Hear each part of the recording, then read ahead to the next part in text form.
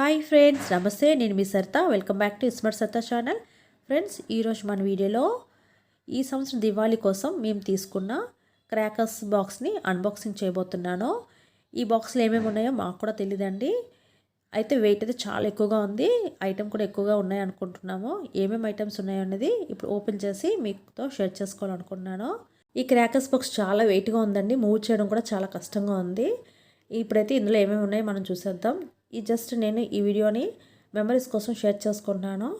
Next year చూసుకునేటప్పుడు మనం last year ఏం తీసుకున్నాం అనేది మనం మెమరైజ్ చేసుకోవడానికి మాత్రమే ఈ వీడియో అనేది నేను షేర్ చేసుకుంటున్నాను. ఇప్పుడైతే బాక్స్ ఓపెన్ చేసేసాము. ఇంకా ఏమేమి ఉన్నాయో మీరు కూడా ఒక లుక్ వేసేయండి. ఈ బాక్స్ కొనేటప్పుడే మేము జస్ట్ స్పార్క్లింగ్ లాగా ఉండే ఐటమ్స్ మాత్రమే ఉండాలని చెప్పి తీసుకున్నామండి. పెద్దగా సౌండ్ వచ్చేవి కాకుండా పిల్లలు చక్కగా ఎంజాయ్ చేసే విధంగా ఈ క్రాకర్స్ ఉండాలని చెప్పి మరి తీసుకున్నాము. పెద్దగా ఇవైతే సౌండ్ రాదు, సౌండ్ వచ్చేవైతే చాలా తక్కువగానే ఉన్నాయి. పైకి వెళ్ళి చక్కగా స్పార్కిల్స్ ఇచ్చేలాంటివి చాలా ఎక్కువగా ఉన్నాయి. అవైతే పిల్లలు బాగా ఎంజాయ్ చేస్తారు కాబట్టి అలాంటి క్రాకర్స్ మేము ఎక్కువ యాడ్ చేయమని చెప్పాము. ఇప్పుడైతే మీరు ఏమేమి ఉన్నాయో చూసేయండి. ఒక్కొక్కటి తీసి మీకు చూపిస్తూ ఉంటాము. అవన్నీ కూడా మీరు కూడా చూసేయండి. మన ఇంట్లో చిన్నపిల్లలు అలా పెద్దవాళ్ళు ఉంటారు కాబట్టి వాళ్ళకి సౌండ్ పొల్యూషన్ అనేది లేకుండా అలాగే జాగ్రత్తగా క్రాకర్స్ అనేవి కాల్చుకోవాలి. అందుకని మనం పెద్దగా సౌండ్ చేసేవి కాకుండా తక్కువ సౌండ్తో మంచిగా స్పార్కిల్స్ వచ్చేలాంటివి తీసుకుంటే చాలా మంచిది. పిల్లలు కూడా చాలా సేఫ్గా ఉంటుంది. పిల్లల చేత క్రాకర్స్ కాల్పించేటప్పుడు పక్కనే ఉండడం చాలా మంచిదండి. చాలా సేఫ్గా పిల్లల చేత కాల్పించాలి. కాళ్ళకి చెప్పులు వేసుకోవడం, అలాగే చెవులు దూదులు పెట్టడం మంచిది. అలాగే నోస్ మాస్క్ యూజ్ చేయడం చాలా తప్పనిసరి అండి.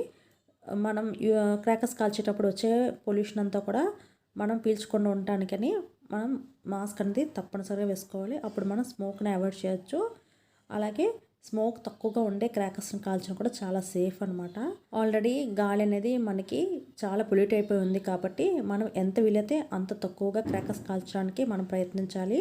ఒకే రోజు మనం బాక్స్ కాల్చేదానికంటే ఒక్కొక్క రోజు కొంచెం కొంచెంగా కాలుస్తూ మనం చాలా వరకు మనం ఎయిర్ పొల్యూషన్ తగ్గించడానికి ట్రై చేయాలి. పొల్యూట్ చేయకుండా చాలా సేఫ్గా, అలాగే మనం కూడా చాలా జాగ్రత్తగా ఉంటూ క్రాకర్స్ అనేవి కాల్చుకోవాలి. ఈ దివాళీ కూడా అందరూ సేఫ్గా జరుపుకోవాలని నేనైతే కోరుకుంటున్నాను. అలాగే మనమైతే పూర్తిగా దివాళీ రోజున క్రాకర్స్ కాల్చుకొని అవాయిడ్ చేయలేం కదండి. ఎందుకంటే పిల్లలు చాలా సరదాగా ఎంజాయ్ చేస్తారు కాబట్టి కొన్నైనా మనం కాలిస్తే కొంచెం సంతోషంగా అనిపిస్తుంది కాబట్టి పూర్తిగా మనం అవాయిడ్ చేయలేము కాబట్టి కాస్త తక్కువగా మనం ఎంత లిమిట్లో అయితే మనం క్రాకర్స్ కాల్చడానికి ప్రయత్నిస్తామో అంత మంచిది కాబట్టి మ్యాక్సిమం ఎంత వీలైతే అంత తక్కువగా క్రాకర్స్ కాల్స్తూ చాలా సంతోషంగా ఈ దీపావళి పండుగను అందరూ జరుపుకోవాలని నేనైతే మనస్ఫూర్తిగా కోరుకుంటున్నానండి. మీరు ఎలా దీపావళి పండుగను జరుపుకుంటున్నారో తప్పకుండా కామెంట్ బాక్స్లో షేర్ చేయండి. ఈ వీడియోని అయితే పూర్తిగా చూడటానికి ట్రై చేయండి. లైక్ అయితే చేయడం మర్చిపోవద్దు. మీరు ఫస్ట్ టైం చూస్తున్నట్టయితే సబ్స్క్రైబ్ చేసుకోండి. పక్కన బెల్ ఐకాన్ క్లిక్ చేసుకోండి. ఆల్ ఆప్షన్ యాక్టివేట్ చేసుకోండి. నేను పెట్టే ప్రతి వీడియో మీకు నోటిఫికేషన్ వస్తుంది, వెంటనే చూడటానికి వీలుంటుంది.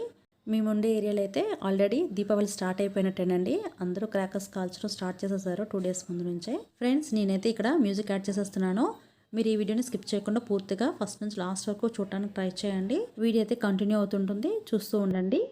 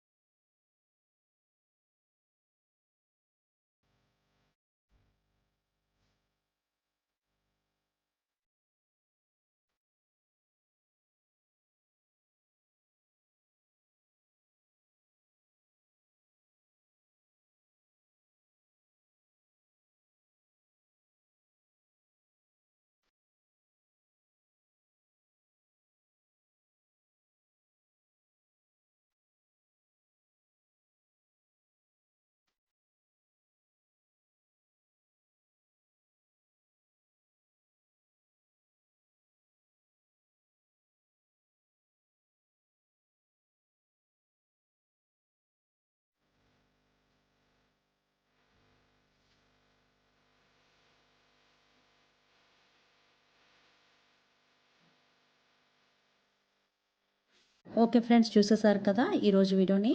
మేమైతే ఈ సంవత్సరం ఈ క్రాకర్స్ని తీసుకున్నాము. ఈ వీడియో మీకు ఎలా అనిపించింది అనేది కామెంట్ బాక్స్లో తప్పకుండా షేర్ చేయండి. అలాగే వీడియోని అయితే లైక్ చేయడం మర్చిపోవద్దు. ఈ సంవత్సరం మనందరం కూడా ఈ దీపావళి పండుగని చాలా సంతోషంగా, చాలా సేఫ్గా జరుపుకోవాలని నేనైతే మనస్ఫూర్తిగా కోరుకుంటున్నాను. మరొకసారి అందరికీ కూడా హ్యాపీ దీపావళి అండి. Thanks for watching this video.